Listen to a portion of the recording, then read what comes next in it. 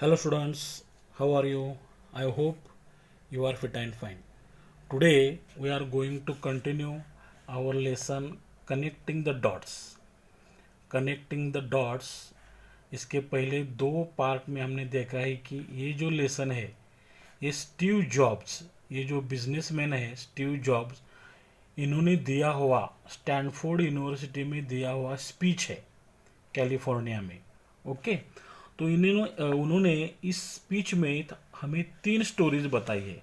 तीन स्टोरीज, जो पहली स्टोरी थी उनकी कि वो किस तरह से उन्होंने अपना कॉलेज 6 महीने के बाद छोड़ा, 2 साल के बाद पूरा छोड़ देने के बाद वो अपने फ्रेंड के डॉर्मेटरी रूम में फ्लोर पे सोते थे, अच्छा खाना खाने के लिए हरे कृष्ण टेम्पल जाते थे। उन्होंने कैलीग्राफी सीखी, सीखने के बाद उन्होंने वो कैलीग्राफी का सारा टाइप फेसिस जो थे टाइपोग्राफी, वो उन्होंने मैकिन्टोश कंप्यूटर में जब उन्होंने कंप्यूटर बनाया तो उसमें उन्होंने कैसे ऐड किया, ये सब उनकी पहली स्टोरी में हमने देखा है। और वो पहले स्टोरी में हम बताते हैं कि हमें गट पे, डेस्टिनी, लाइफ कर्मा पे विश्वास होना चाहिए। उनकी स्टोरी सेकंड स्टोरी जो थी वो लव और लॉस के बारे में थी।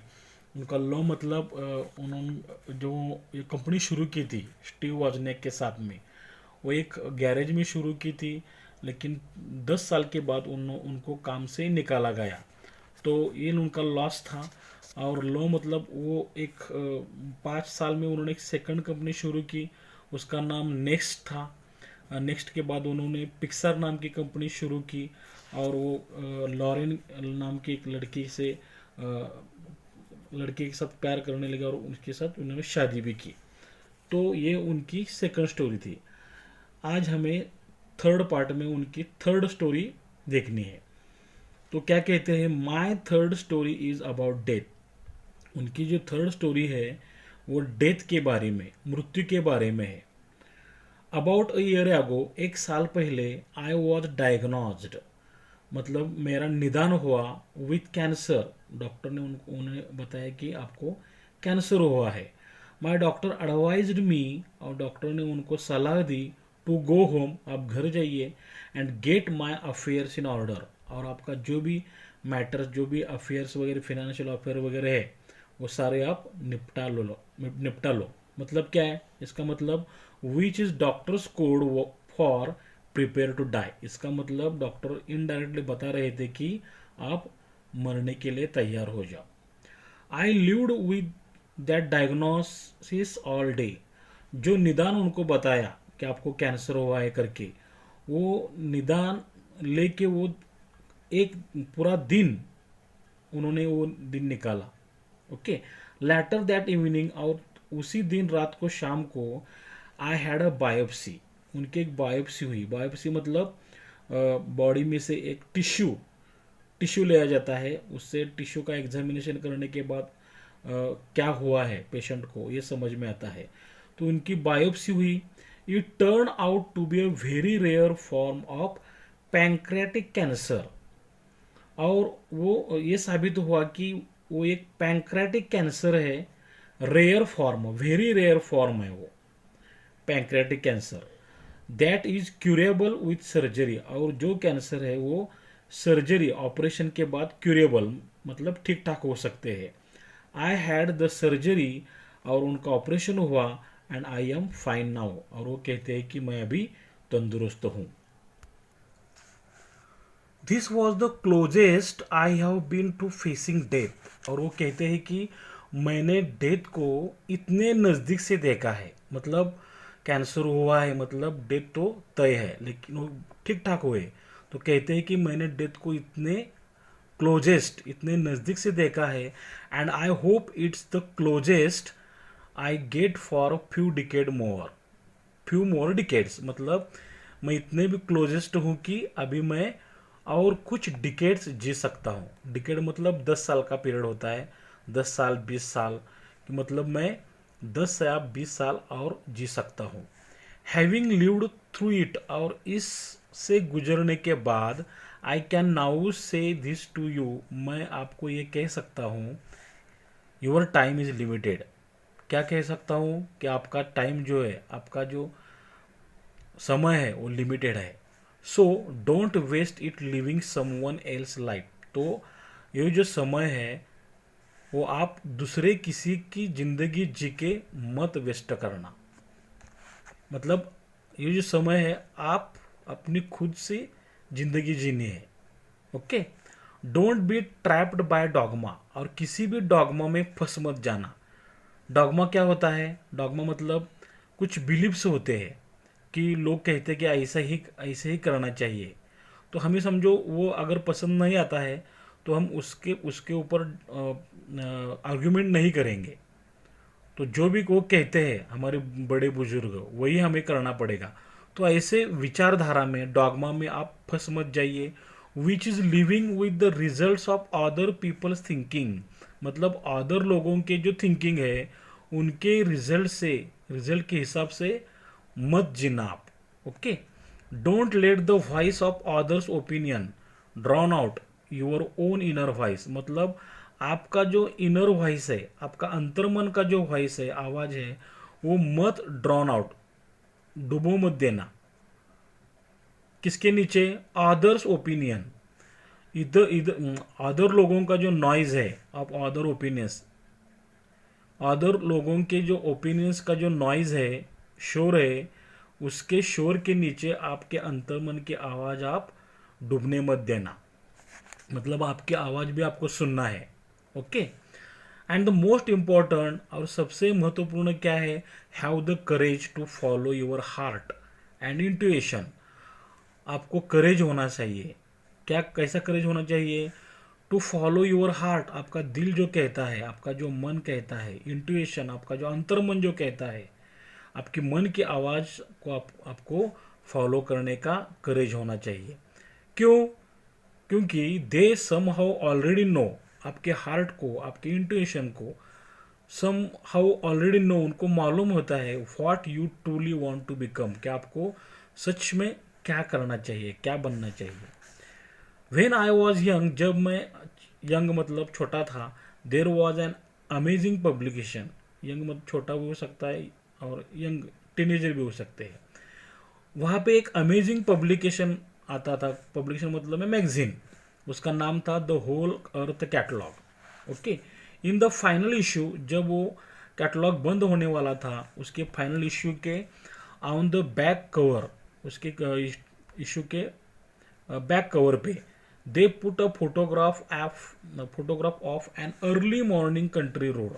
उन्होंने क्या था कि वो इशू के बैक कवर पे early morning country road, early morning मतलब सुबह सुबह के जो गांव का जो रोड है उसकी उन्होंने फोटोग्राफ छपवाई थी।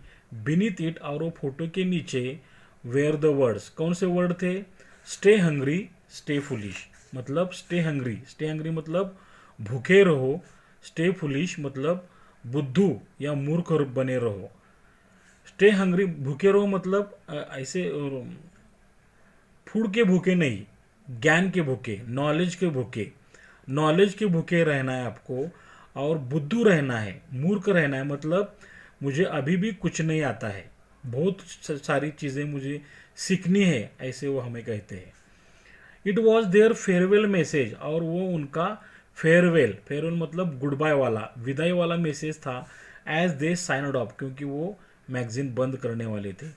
I have always wished that for my self, और वो स्टे हंग्री स्टे फुलिश ये चीज़ उन्होंने खुद के लिए विश करके रखी है। उन्होंने चाहिए कि भाई मुझे भी ऐसा ही रहना है। And now as you graduate to begin anew, आप भी ग्रेजुएट होने वाले हो, आपकी जो करियर अन्यू नई से शुरुआत होने वाली है। तो I wish that for you, मैं भी आपको वही विश करता हूँ, स्टे हंग्री स्टे फुलिश, कि आप भी भूखे रहो, ज्ञान के भूखे रहो, फुलिश रहो। ओके, ठीक है। Steve jobs. Here is a list of 20 amazing life lessons we can all learn from Steve Jobs. Steve Jobs से हम ये 20 lessons सीख सकते हैं। देखो, डोंट वेट, किसी का इंतज़ार ज़्यादा मत करो। मेक योर ओन रियलिटी, आपके अस्तित्व को पहचानो, बनाओ। कंट्रोल एवरीथिंग यू कैन, जितना हो सकता है उसका कंट्रोल करो। ओन योर मिस्टेक्स, अपनी गलतियां मान लो। नो योर सेल्फ, खुद को जान लो। Leave the door open for the amazing, खुला खुला दिमाग रखो कि कोई फैंटास्टिक चीज़, कोई फैंटास्टिक आइडिया आ सकती है। डोंट होल्ड बैक, पीछे पीछे मत रहो, खुद को मत रोको।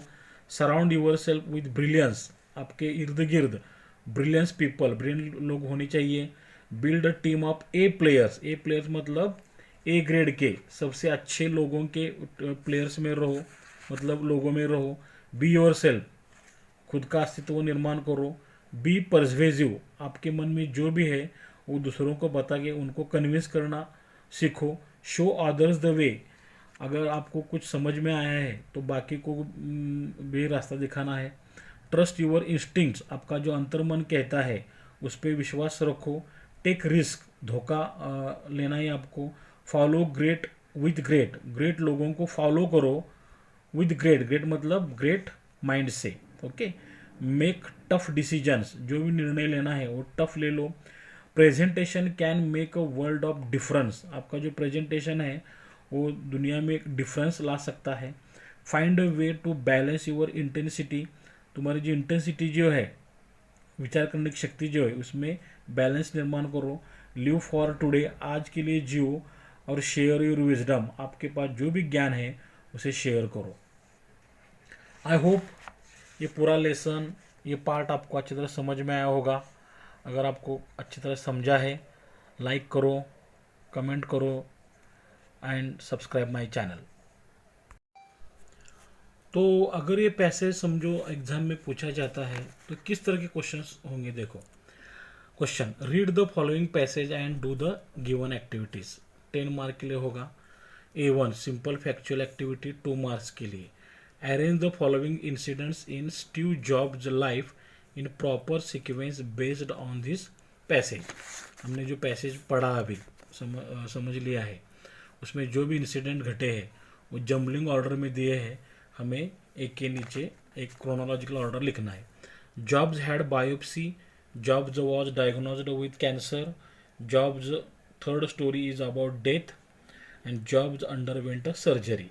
तो कौन सा इंसिडेंट पहला घटा है समझो। Jobs third story is about death, ये हमारा फर्स्ट है। Jobs was diagnosed with cancer second, jobs had biopsy third and jobs underwent a surgery fourth. तो ये हमें एग्जाम में एक के नीचे एक लिखना है। ओके, मैंने जैसा लिखा है ऐसा नहीं लिखना है। Second, state whether the following statements are true और false. Job third story is about love and loss, तो ये फॉल्स है। तो ये किसके बारे में था, डेथ के बारे में। ओके, फॉल्स है। Jobs had a pancreatic cancer, cancer true है। Doctor told Jobs indirectly prepare to die, ये भी ट्रू है। The whole earth catalog was a newspaper, false है, न्यूज़पेपर नहीं, एक मैगजीन था। A2 complex factual questions 2 mark के लिए। से हाउ, कैसे, कैसे हम बताना है। Jobs was cured of a rare cancer, Jobs was diagnosed with cancer, doctor told him indirectly prepare to die. Okay, later that evening he had a biopsy, it turned out a very rare form of pancreatic cancer that was curable with surgery. He had the surgery was cured. Okay. B, how Jobs acquired a famous words, stay hungry stay foolish. Okay, कैसे। When Jobs was young there was an amazing publication called the Whole Earth Catalog. In the final issue, on the back cover, they put a photograph of an early morning country road. Beneath it were the words stay hungry stay foolish. It was their farewell message as they signed off. Thus Steve acquired these words from the magazine. Second, what does Jobs warn you about life and dogma? Jobs हमें life के बारे में, dogma के बारे में क्या warn करता है। Jobs warn us that we should not be trapped by dogma. Dogma means living with the results of other people's thinking.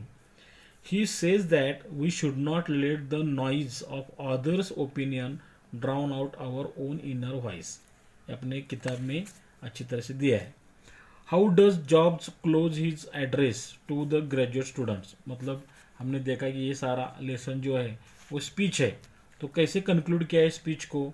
Steve Jobs tells that when he was young there was an amazing publication called the whole earth Catalog. In the final issue, on the back cover, they put a photograph of an early morning country. Beneath it were the words "Stay hungry, stay foolish." It was their farewell message as they signed off. He had always wished that for himself. Jobs wishes the same words to the students, "Stay hungry, stay foolish." इसका सारा explanation हमने पहले लिया है. Okay. Fourth, read the story again and complete the flow chart given below. हमें उन्होंने शुरुआत करके दी है, तो हमें फ्लो चार्ट कंटिन्यू करना है, क्या क्या घटनाएं घटी. डायग्नोज्ड विद कैंसर, उसके बाद doctor advised him to go home and get his affairs in order. बाद में in the evening he had biopsy. Later turn out to be rare form of pancreatic cancer. उसके बाद had the surgery. बाद में read the whole earth catalogue in his youth. Next, on back cover of final issue a photograph of early morning country road. Next, words beneath the photo, stay hungry, stay foolish. Last में message for new graduates, stay hungry stay foolish. इस तरह से हमें flow chart complete करना है. Activity 3, activities based on vocabulary for 2 marks. 1, use the following idioms phrases in sentences of your own. Sign off मतलब बंद करना, बिगिन न्यू मतलब नए से शुरुआत करना है, हमें खुद के सेंटेंस में यूज करना है. He will give up smoking, he can sign off. We can learn any new skill and begin a new. Match the words in column A with their meanings in column B. Column A में समझो, देखो जितने word दिए हैं उसके meaning B में दिए हैं. Diagnosis, catalogue, intuition and a new. तो इसके मीनिंग क्या है, हमें एक के बाद एक लिखना है. इसे समझो, मैंने यहाँ पे देखो ए का मीनिंग क्या है, डायग्नोसिस का मीनिंग है second, act of identifying the nature of a problem और इलनेस. कैटलॉग का मीनिंग क्या है, fourth, complete list of items specially in a special order and description. C का इंट्यूशन का मतलब क्या है, 1, पावर ऑफ अंडरस्टैंडिंग सिचुएशंस और people's feelings before hand.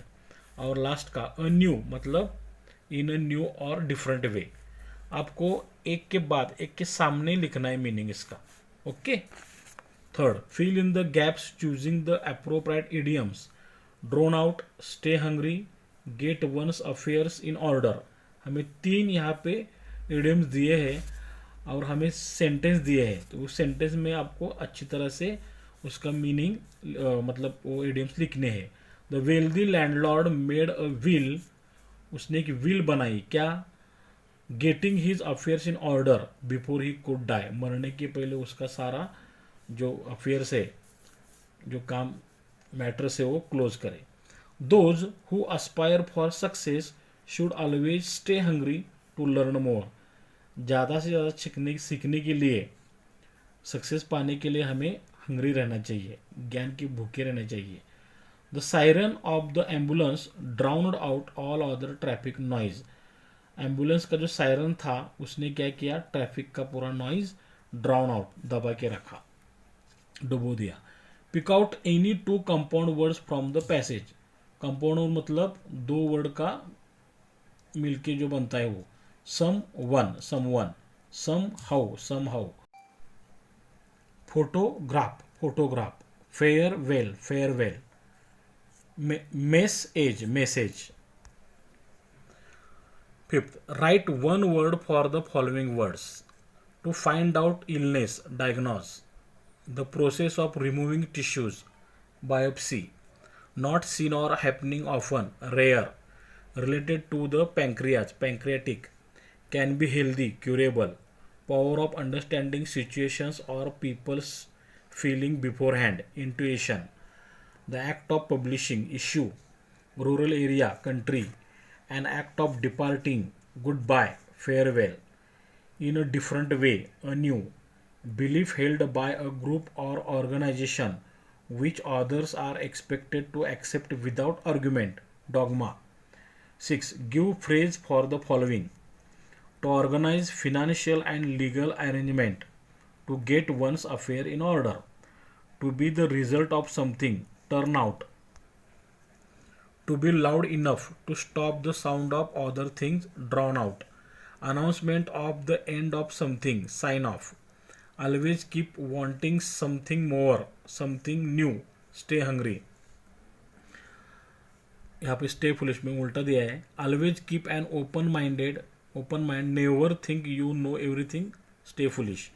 Give a great shock suddenly, hits you in the head with a break.